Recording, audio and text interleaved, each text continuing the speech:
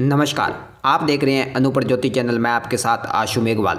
सादुल शहर क्षेत्र में इस समय पड़ रही कड़ाके की ठंड के कारण सब्जियां, दलहनी फसल व चने की फसल को नुकसान हो रहा है, जबकि तेज सर्दी के कारण गेहूं की फसल के लिए फायदा हो रहा है। वहीं क्षेत्र में किन्नू फल के लिए बगीचों में फल जमीन पर गिरने की समस्या आ रही है। खेतों में सब्जियों के पौधे मुरझा गए हैं। बलवान हल्का व अबोर के पास लगते गांव पंजावा, रायपुरा, गोविंदगढ़, सेदावाली, ताजा पट्टी, जुमियावाली पिछले दिनों पड़ रही कड़ाके की सर्दी के बाद जबरदस्त धूप निकली, जिससे ठंड से लोगों ने राहत मिली। शुक्रवार सुबह ही बलवाना हल्का के गांव में आसपास के इलाकों में जबरदस्त कोहरे की चादर बिछी दिखी। अबोर के किसान गुणवत्ता राजेश सुरेंद्र कुमार, विनोद हरजिंदर सिंह, सादुल शहर के प्रगतिशील किसान चक 13 के RW, शिव प्रकाश सहारण व अन्य किसान हरि सिंह, गोवर्धन लाल, प्रमोद कुमार का कहना है कि चने एवं सरसों की फसलों में ठंड और शीतलहर का प्रभाव नजर आने लगा है। शुक्रवार सुबह जमीन पर बर्फीली सफ़ेद चादर साफ दिखाई देने लगी तथा खेत मानो कश्मीर की वादियों जैसे दिखने लगे। यदि आने जाने वाले सप्ताह में मौसम इसी तरह सर्द रहा तो फसलों को भारी नुकसान होने का खतरा बढ़ जाएगा। उत्तर भारत में बर्फबारी के कारण मौसम ने फिर करवट ली और सर्द तेज होने लगी। किसान मंगत सार ने बताया कि गेहूं के फसल का ठंड में ग्रोथ बढ़ रहा है। ज़्यादा ठंड होने से गल गई सब्जियां। चक 13 के RW के सब्जीहर किसान सुभाष पवार का कहना है कि पिछले 3-4 दिनों से सबसे तेज ठंड पड़ रही है। इससे खेतों में खड़ी सब्जियां की फसल प्रभावित हो रही है। कृषि विशेषज्ञों का मानना है कि वर्तमान मौसम की गेहूं की फसल के लिए अनुकूल है। सर्दी गेहूं के लिए पौधों की ग्रोथ के लिए जरूरी है। ठंड अधिक होने के कारण गेहूं का उत्पादन अधिक होता है।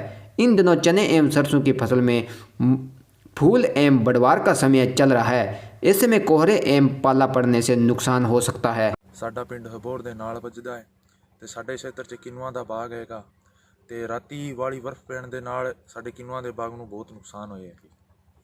हमारे यहाँ सादुल क्षेत्र में पिछले 3-4 दिनों से सर्दी का प्रकोप बहुत ज़्यादा था।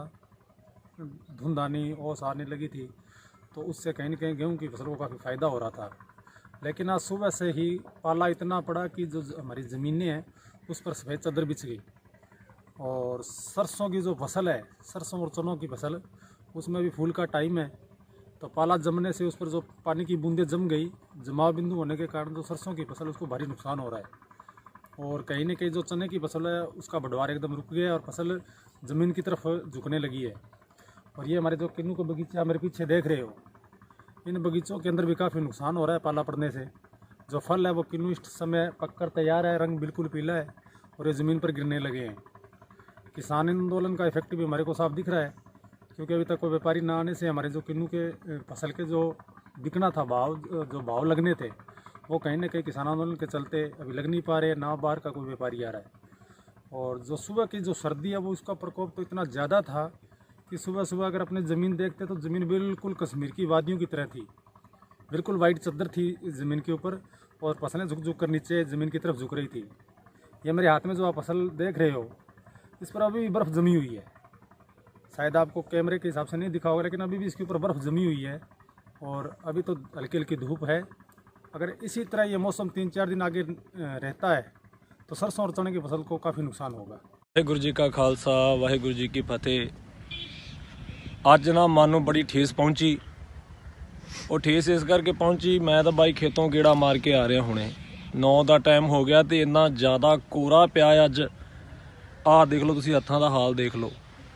ਮਤਲਬ ਇੰਨੀ ਜ਼ਿਆਦੀ ਹੱਡ ਚੀਰਵੀਂ ਠੰਡ ਤੇ ਮਨ ਨੂੰ ਇਸ ਕਰਕੇ ਠੇਸ ਪਹੁੰਚੀ ਵੀ ਜਿਹੜੇ ਸਾਡੇ ਭਰਾ ਧਰਨੇ ਤੇ ਬੈਠੇ ਆ, ਜਿਹੜੇ ਸਾਡੇ ਉੱਥੇ ਬਜ਼ੁਰਗ ਧਰਨੇ ਤੇ ਬੈਠੇ ਆ, ਛੋਟੇ ਛੋਟੇ ਬੱਚੇ, ਸਾਡੀਆਂ ਭੈਣਾਂ, ਸਾਡੀਆਂ ਮਾਤਾਵਾਂ ਬੈਠੀਆਂ ਨੇ, ਉਹ ਇੰਨੀ ਜ਼ਿਆਦਾ ਠੰਡ ਵਿੱਚ ਉਹਨਾਂ ਦੇ ਉੱਪਰ ਕੀ ਬੀਤਰੀ ਹੋਊਗੀ। ਸੋ ਮੈਂ ਅਪੀਲ ਕਰਨਾ ਚਾਹੁੰਦਾ ਹਾਂ ਮੋਦੀ ਦੀ ਸਰਕਾਰ ਨੂੰ ਵੀ ਤੂੰ ਜਲਦੀ ਤੋਂ ਜਲਦੀ ਜਿਹੜੇ ਇਹ 3 ਕਾਲੇ ਕਾਨੂੰਨ ਤੂੰ ਪਾਸ ਕੀਤੇ ਆ ਉਹ ਜਲਦੀ ਤੋਂ ਜਲਦੀ ਉਹ ਵਾਪਸ ਲੈ ਤੇ ਸਾਡੀਆਂ ਬਜ਼ੁਰਗਾਂ ਨੂੰ, ਸਾਡੀਆਂ ਮਾਤਾਵਾਂ ਨੂੰ, ਸਾਡੇ ਬੱਚਿਆਂ ਨੂੰ ਤੂੰ ਨਾ ਹਰਾਸਮੈਂਟ ਦੇ। ਇੰਨੀ ਜ਼ਿਆਦਾ ਠੰਡ ਵਿੱਚ ਉਹਨਾਂ ਦੇ ਸਰੀਰ 'ਤੇ ਕੀ ਬੀਤਰੀ ਹੋਊਗੀ। ਤੇ ਦੂਜੀ ਬੇਨਤੀ ਮੈਂ ਇਹ ਵੀ ਕਰਦਾ ਹਾਂ, ਜਿਹੜੇ ਵੀਰ ਹਜੇ ਵੀ ਘਰਾਂ 'ਚ ਬੈਠੇ ਨੇ, ਅਸੀਂ 10 ਦਿਨ ਉੱਥੇ ਲਾ ਕੇ ਆਏ ਹਾਂ, ਹੁਣ ਅਸੀਂ ਫੇਰ ਜਾ ਰਹੇ ਹਾਂ। 2-3 ਦਿਨਾਂ ਨੂੰ ਅਸੀਂ ਫੇਰ ਇੱਕ ਸਾਡਾ ਕਾਫਲਾ ਜਾ ਰਿਹਾ ਦਿੱਲੀ ਵੱਲ ਨੂੰ। ਪਰ ਮੈਂ ਉਹਨਾਂ ਵੀਰਾਂ ਨੂੰ ਵੀ ਅਪੀਲ ਕਰਦਾ ਹਾਂ ਵੀ ਤੁਸੀਂ ਵੀ ਆਪਣੇ ਘਰਾਂ ਦੇ ਵਿੱਚੋਂ ਟਾਈਮ ਕੱਢੋ ਤੇ ਵੱਧ ਤੋਂ ਵੱਧ ਉੱਥੇ ਜਿਹੜਾ ਇਕੱਠ ਉੱਥੇ ਲੈ ਕੇ ਜਾਓ ਤਾਂ ਕਿ ਜਿਹੜਾ ਆਪਣਾ ਅੰਦੋਲਨ ਹੈ ਉਹਨੂੰ ਹੋਰ ਹੁਲਾਰਾ ਮਿਲੇ, ਉਹ ਹੋਰ ਮਜ਼ਬੂਤ ਹੋਵੇ। ਤੇ ਮੈਂ ਵਾਹਿਗੁਰੂ ਅੱਗੇ ਵੀ ਇਹ ਅਰਦਾਸ ਕਰਦਾ ਕਿ ਸੱਚੇ ਪਾਤਸ਼ਾਹ ਵੀ ਤੂੰ ਹੀ ਹੁਣ ਸਾਡੀ ਫਰਿਆਦ ਸੁਣ ਲਾ। ਇੰਨਾ ਜ਼ਿਆਦਾ ਕੋਰਾ ਤੁਸੀਂ ਆ ਦੇਖ ਲਓ, ਆ ਕਣਕ ਦੇ ਉੱਪਰ ਹਜੇ ਆ ਵੱਟਾਂ ਦੇ ਉੱਪਰ ਕੋਰਾ ਜੰਮਿਆ ਹੋਇਆ। ਤੇ ਮੇਰੀ ਤਾਂ